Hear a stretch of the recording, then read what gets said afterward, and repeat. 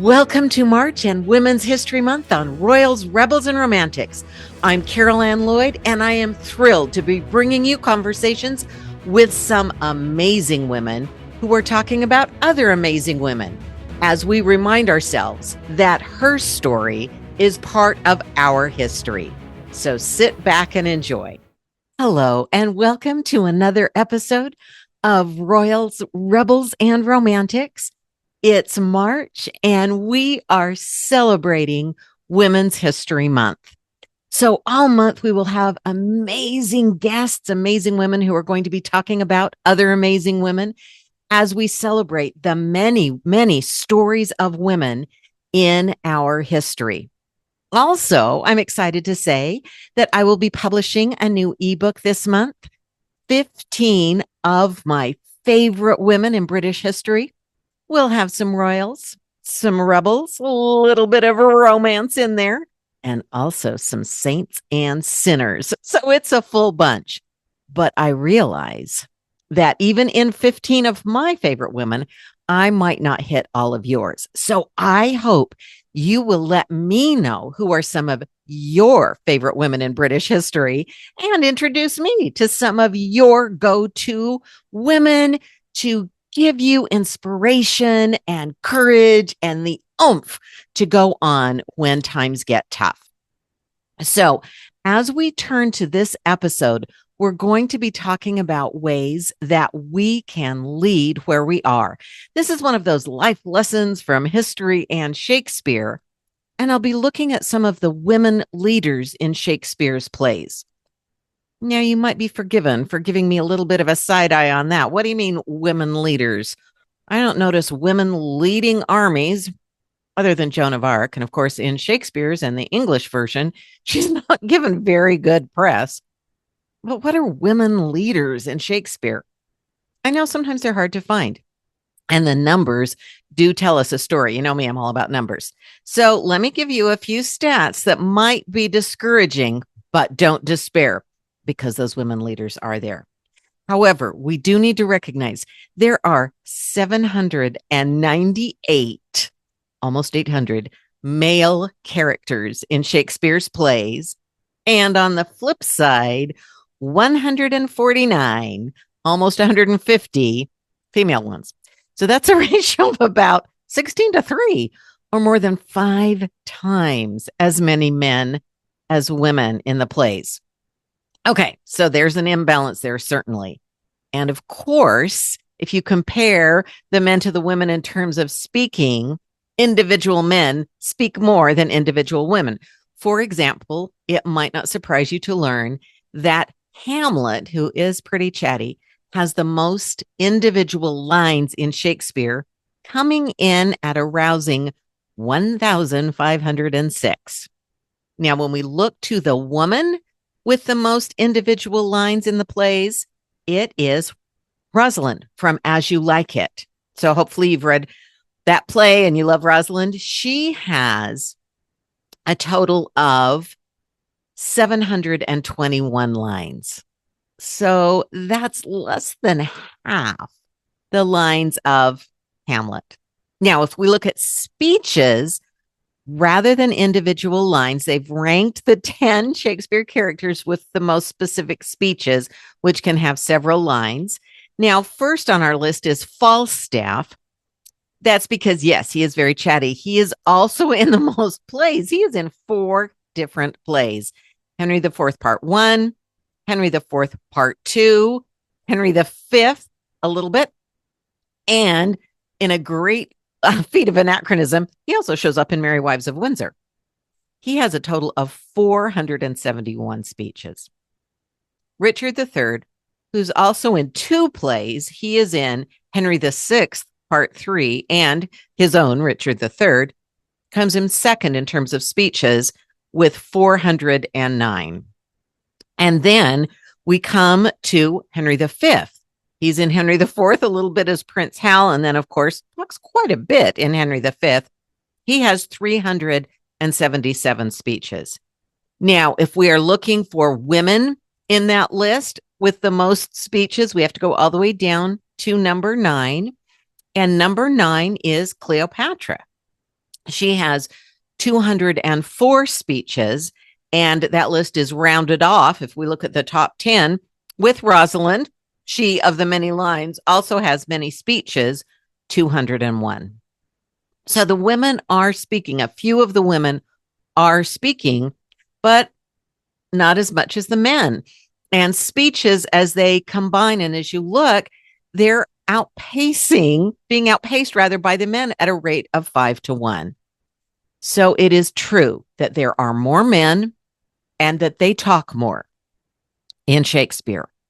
However, that doesn't mean that we don't get some amazing women showing us that important, essential skill of leading where you are.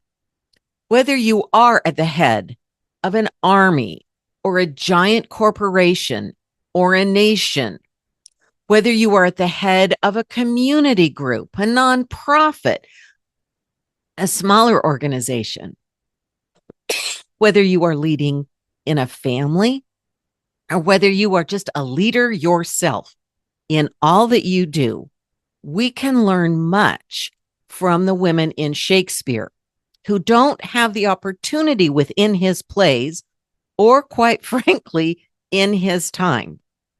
Elizabeth I is on the throne for the first part of Shakespeare's career, but there is so much resistance to her being there. The idea of a woman on the throne was described as monstrous and unnatural. And even her most loyal counselor, William Cecil, writes a letter to his friend saying, God send our mistress a husband, and by him a son, for the peace and prosperity of our nation. Even her greatest supporters kept wishing and pushing and cajoling and praying that she would get married and have a son so they could go back to male rule. And of course, her council, her privy council, all men, leaders of the church, all men, leaders of society, all men. So Shakespeare gives us women in a time where it was incredibly difficult for a woman to be leading in public. And he shows us a lot of women who are leading where they are.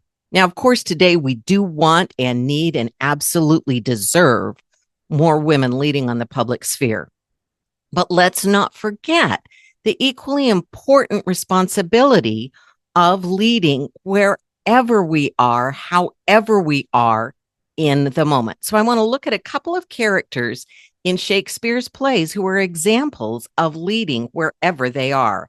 And I'm going to start with someone who might surprise you and give you some leadership lessons from Juliet. Now, we often think of Juliet just as sort of a naive, romantic, swept up in what's going on around her character. She certainly is young. In fact, Shakespeare makes her younger than the character is in the source material. We don't know why. There are a lot of speculations, but we don't know exactly why.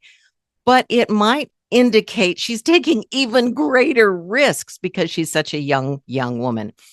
Initially, when the play starts, she is not interested in romance. When her parents talk to her about marriage, she says, "It is an honor that I dream not of." So she's not really thinking about that. But when her parents sort of hint that they will be choosing and that they have their eye out and that maybe it will be Paris, she listens, she seems to go along, and she actually says that she will follow. She expects to follow her parents' wishes. So we meet Juliet in a time where she is expecting to follow a very traditional path. Do what her parents tell her to do. Marry the guy they choose. But wait, there's more. Because once she meets Romeo, Juliet decides that there might be another life for her, a life that she would like to choose, and she goes all in on that possibility. When she first meets Romeo, she finds her voice. She trades line for line with him during that first such It is really quite sweet encounter, seeing things like you kiss by the book and all of those things. They are trading line for line. They are quite equal in their courtship. Although we know from what we've seen of Romeo, he is much more experienced in the romance field. He is just so enamored with Rosalind, he can barely breathe, but suddenly, boom, now he's in love with Juliet. However, this meeting seems to be one of those textbook examples, love at first sight. They're picking up each other's lines, they're completing each other's thoughts, and she is a full participant in that first speech. And later, when she's speaking with the nurse and she starts talking about Romeo, the nurse, of course, serves as a surrogate mother, providing at least early in the play, unfortunately not later, but early in the play, she really seems to be the one providing mothering or caring, nurturing to Juliet. But Juliet is able to hold her own and control the conversation with the nurse. Now, during that famous balcony scene, when Juliet, Romeo's sort of pledging what light through yonder window breaks and going on and on. She joins, and again, she holds her own. In fact, it is Juliet who pierces through what divides them, their families, their name, their identities divide them because of the long-standing feud between their families. She's the one who tells him to just doff his name, saying that which we call a rose by any other name would smell as sweet. In other words, step away from how you're defined to your true self. I'll be my true self. We can go beyond what society sees us and labels us as, and we can be together. She thinks the feud, the hatred between the families can be overpowered by love.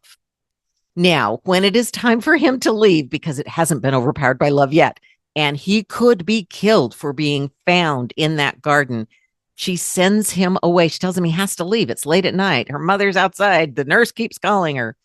And he says to her, "Wilt thou leave me so unsatisfied?" Again, we've heard him talking about Rosalind. We kind of know what he's looking for. And she responds, "What satisfaction canst thou have tonight?" In other words, this is a good time to say Romeo and Juliet seem to be going about this relationship a little bit differently. They're both suddenly very much in love. But Juliet is setting the boundaries and the lines of the relationship. They are different characters.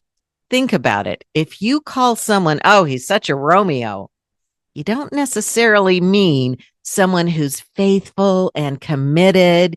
He got that reputation early on for love him and leave him kind of thing. Juliet's not like that, and she is setting boundaries in their relationship.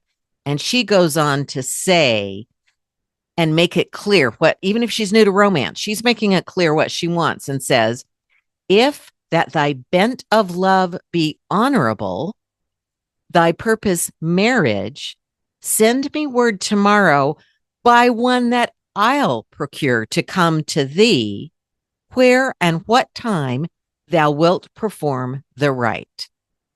In other words, she's saying, look, if you're in and you want to marry me, I'll find someone to come to you and tell you what time I have arranged and where to come so that we can get married. So she has taken control of the future very quickly in this relationship. That is not what is expected of her. Even if youth decide to choose their partners themselves, which of course is forbidden, the parents choose the partners. But even if youth do, it would typically be the man who would be saying, "Okay, let's get married. I'll figure it out. I'll work it out." She is the one making these decisions.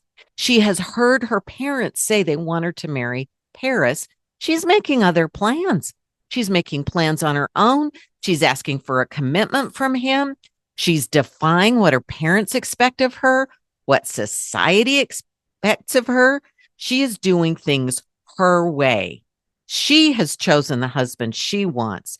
She has chosen the type of relationship she wants with him. She is not doing what society says. She is choosing for herself.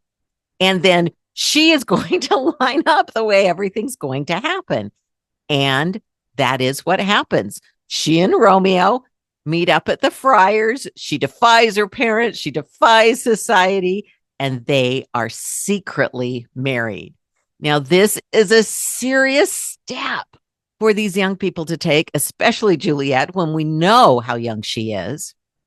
And we know as an audience, and she knows that her parents have chosen somebody else. Her parents want her to marry somebody else. And she has gone off and married the person she wants to in secret and has arranged the whole thing for herself. So she is choosing to lead where she is. She's choosing a different life. Unfortunately, this is a tragedy, so things begin to go wrong almost immediately. Before the couple even gets to celebrate their love, let's say, Juliet is brought the news that Romeo, although he's trying not to, he's trying to prevent a duel, he's trying to prevent death. In fact, he gets emotionally caught up in the situation and he has killed her cousin Tybalt and he has been banished. Now, first, when the nurse comes to Juliet saying he is dead, she's afraid it's Romeo who's dead. And suddenly she's so relieved that Romeo's alive and she's devastated that he's banished that she begins to speak up for Romeo, not criticize Romeo for killing her cousin. And the nurse kind of reprimands her. Will you speak well of him that killed your cousin? The nurse is sort of horrified. And Juliet replies that she herself is going to choose here. Shall I speak ill of him that is my husband? So she lets the nurse know she has married Romeo. The lines have been drawn and she is on Romeo's side. That is the wrong side of the line because this duel, the fact that both a Montague and a Capulet have been killed, Mercutio is killed as well. So now we have this situation where there has been violence and killing within this age-old battle between Montagues and Capulets. Lines are drawn and Juliet has chosen to be with Romeo. Her allegiance is to Romeo. She married him against her parents' wishes, and she still chooses him instead of going back to her family and sort of repenting in a way of the marriage. Absolutely not. She is all in, and she wants the nurse to bring Romeo to her. Now, the nurse does come through for her this one additional time and brings Romeo so that they can spend the night together. But Juliet learns the next day after Romeo has to scurry away before he's discovered that because of this battle and because Juliet's family feels like they need some more support against the Montagues, the marriage to Paris needs to move forward immediately to get Paris and his family's support on their side. And she replies to her mother, no, and she says, now by St. Peter's Church and Peter too, he shall not make me there a joyful bride. When her mother comes in saying, oh, Paris will make you a joyful bride at St. Peter's Church. Juliet is saying, absolutely not. She doesn't tell her mother why, but she says, no, she is not willing to marry Paris. And then her father comes in and things get really ugly. And we learn how Juliet is viewed in this society and by her parents. Obedience is expected completely. And by defying that, Juliet takes a very bold and dangerous step. She falls to her knees and begs her father, good father, I beseech you on my knees, hear me with patience to speak but a word. Capulet is in no mood to listen. And he replies, hang thee, young baggage, disobedient wretch. I tell thee what, get thee to church on Thursday or never after look me in the face. Speak not, reply not, do not answer me. My fingers itch. That last can really only be seen as quite a threat. And Juliet continues to resist. The nurse is saying, don't be quite so harsh on her. Lady Capulet even weighs in just a little bit, but that only makes Lord Capulet, Juliet's father, even angrier. And he says, if you be mine, I'll give you to my friend. If you be not, hang, beg, starve, die in the streets, for by my soul I'll never acknowledge thee, nor what is mine shall do thee any good. After that devastating statement, he storms out. Juliet turns to her mother and pleads, "O sweet mother, cast me not away." And her mother replies, "Talk not to me, for I'll not speak a word. Do as thou wilt, for I have done with thee." So Juliet has lost her family. Her mother walks out on her, and she turns to the nurse, her last hope, her last possible ally, and asks for help. And the nurse, seeing the way the cards have fallen, the nurse just tells her to go ahead and marry Paris.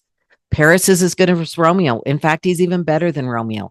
The nurse, knowing she has married Romeo, knowing she has spent the night with Romeo, says, just pretend that never happened and marry Paris. So Juliet knows she's on her own. She tells the nurse to go talk to her parents, tell them she's gone to see Friar Lawrence to beg forgiveness, and she will come back and do what they want. Instead, as we know, she goes to Friar Lawrence with something very different in mind. She goes to Friar Lawrence and asks him for a way to be and stay with Romeo. Now, in this play, that option does not work out. A series of things go wrong. But what I want us to think about is the way that Juliet does lead where she is. Against the voices trying to quiet her, she speaks up. Against the powerful figures trying to push her into the path they want her to go, she resists. She chooses her own path and her own way.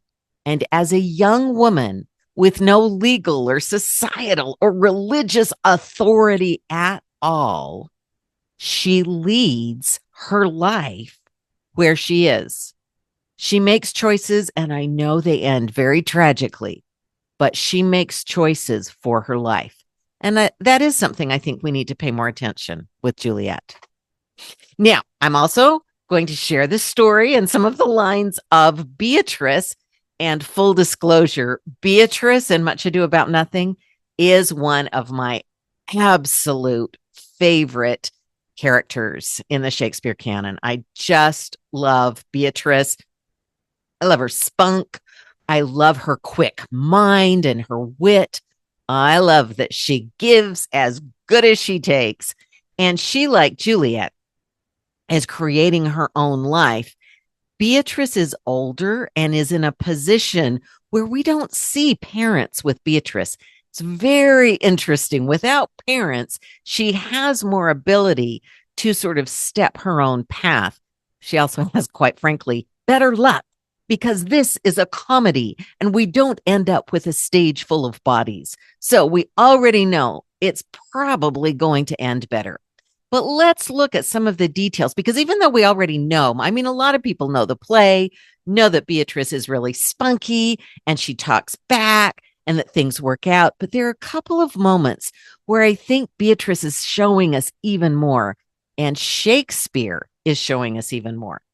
So when we meet Beatrice, she's controlling the conversation. She's controlling the messenger when he's trying to report about the war and how it's going and how Claudio's doing. And Beatrice is controlling it. And he's kind of flustered by it. Then pretty soon, Benedict arrives in person and they engage in what Leonardo calls a merry war betwixt them. And they're jibing each other, each giving as good as he gets, and then she giving as good as she gets.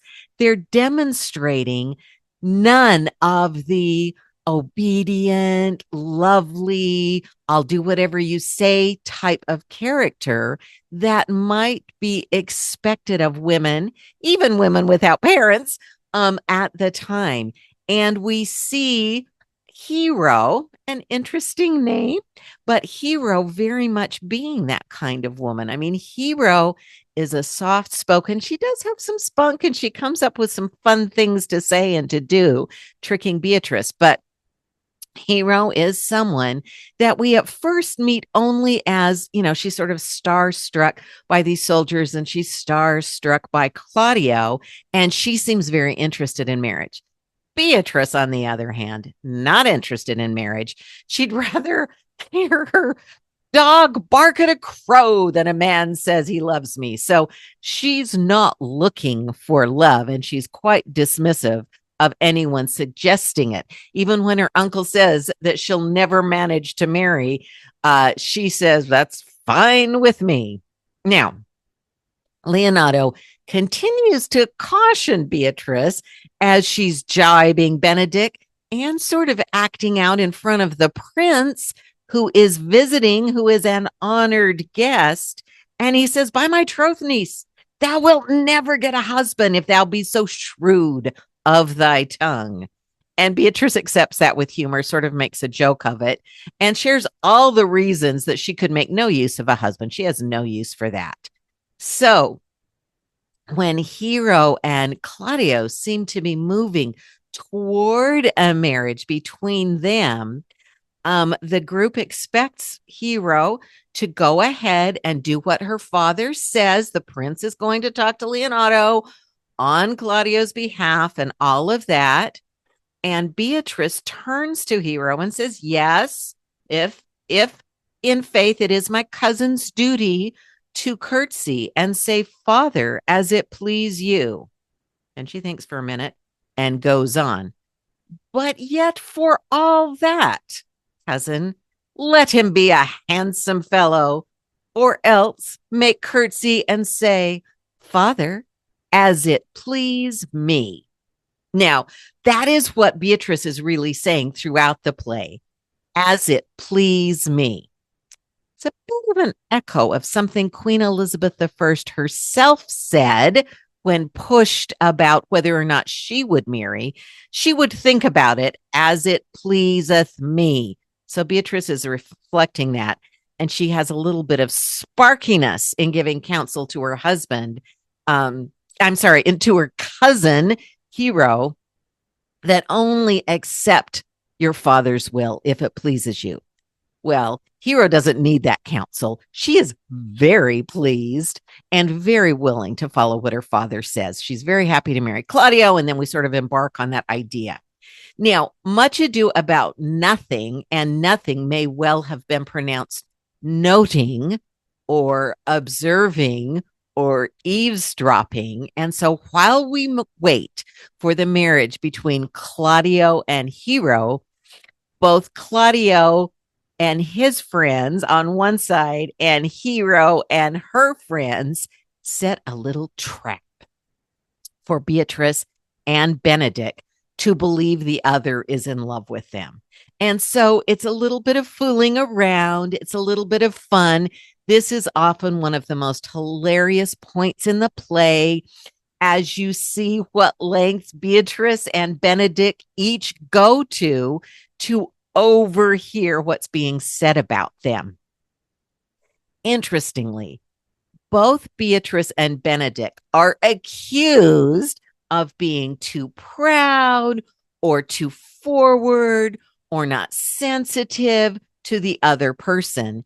And both of them make a commitment to change and be even more amenable to the other person and attractive so that the relationship can go forward. So that's an interesting thing. Both of them on their own. Yes, they're tricked into it, but they're so eager for it to be true. They both sort of decide, yes, this will be great. So Claudio and Hero are now officially betrothed. And Beatrice's response, sort of snarky here again, she reflects, thus goes everyone to the world but I, and I am sunburnt, and may sit in a corner and cry, hey ho, for a husband. Now the prince hears this. The prince, the boss, the man with money and power who could sweep Beatrice away into a life of ease and glamour, and puts himself forward. Will you have me, lady?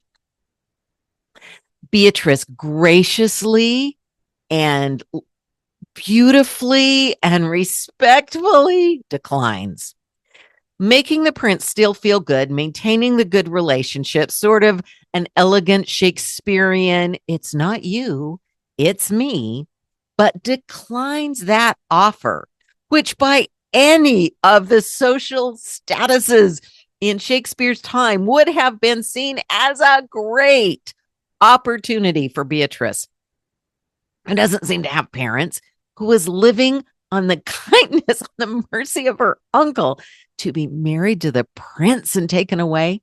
But she declines. Beatrice is not just looking for a husband. She's developing some feelings for Benedict, but she's not looking for the easy way out. Now, the next deceit. So we see Beatrice and Benedict having been fooled into thinking the other's in love. But the next deceit or noting is more serious and more sinister. Because forces who are working for ill decide they will trick Claudio, who, by the way, seems all too eager to sort of fall for anything anybody says. That's a whole other story.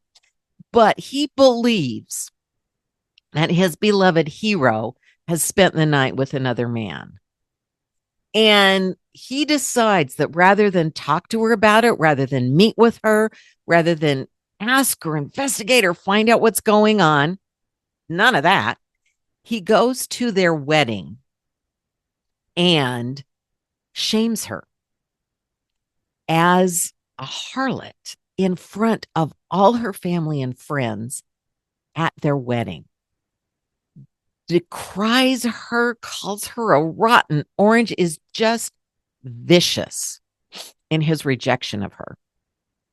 So vicious, and the prince is on his side and backing him up, that Hero protests her innocence and then just collapses as if she's dead.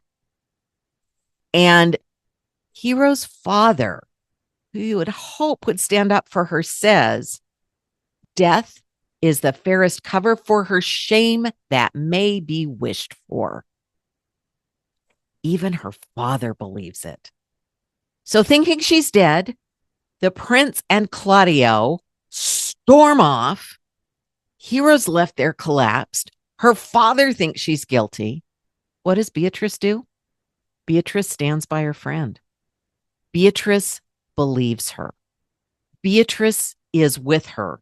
And even when she's asked, but did you share her room last night? And Beatrice says, no, but I still believe her. Hero is not dead. And Beatrice is clearly, despite any other adult authoritative man saying she's guilty, Beatrice believes Hero. And then she and Benedict have a chance to speak privately.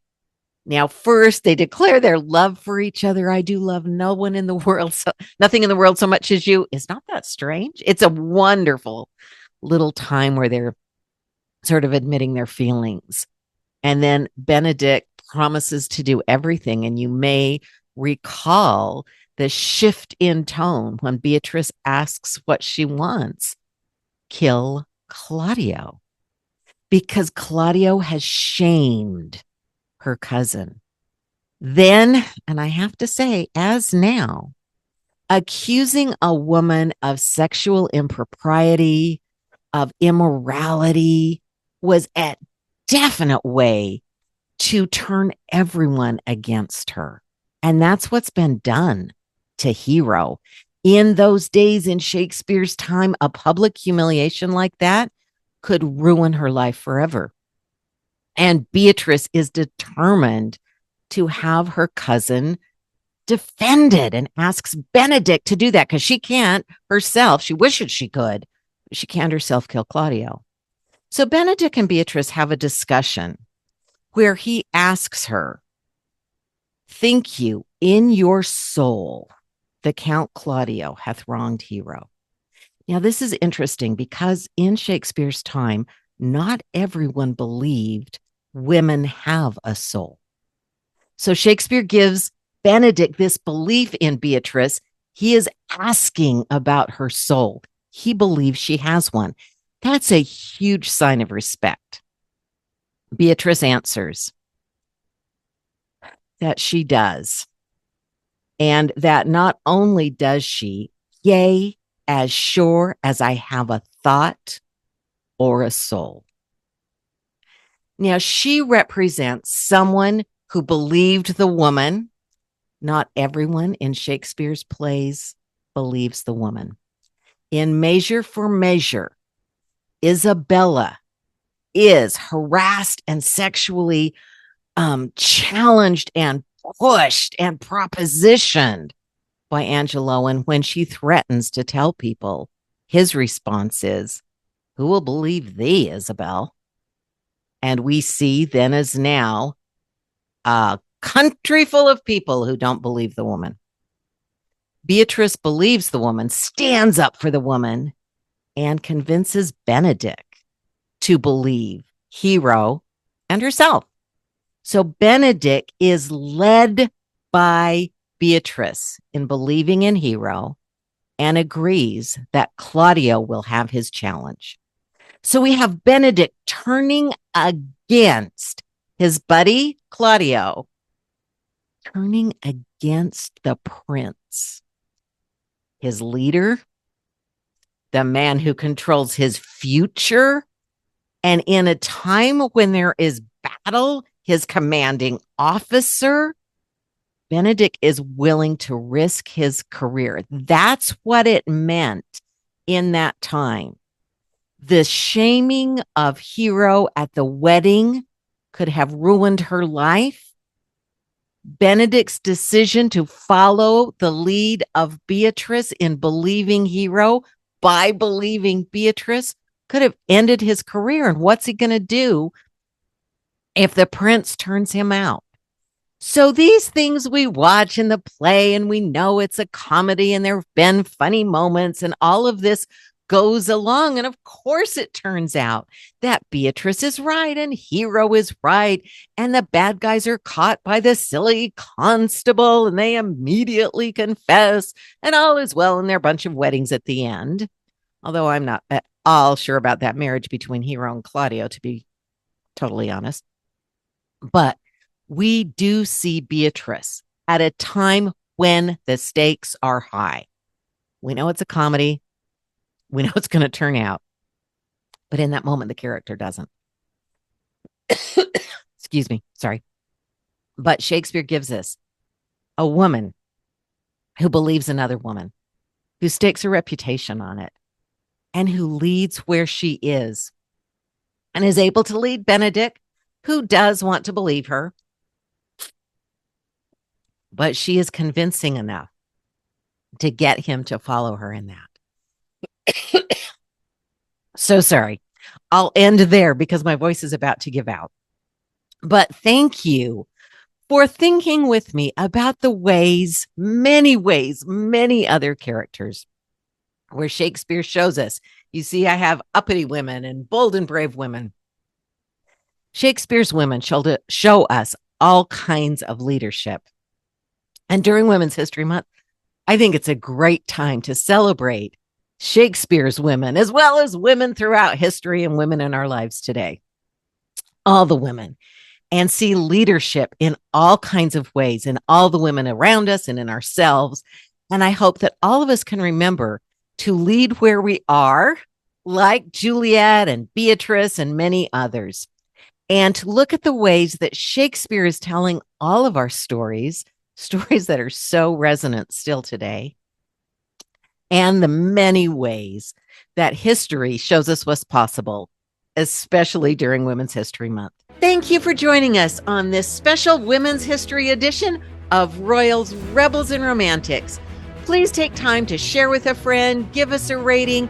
Let us hear from you as we keep exploring all of the ways that history shows us what's possible. Thank you for listening.